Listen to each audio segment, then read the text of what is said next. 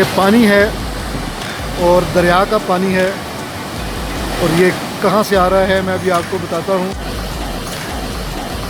راکا پوشی سے یہ پگھل کے برف تو پانی کی صورت میں نیچے آ رہی تھی، اور یہ دنیا بھر میں جو شہرت یافتہ چوٹیاں ہیں ان میں سے ایک چوٹی ہے راکا پوشی، انتہائی خوبصورت چوٹی۔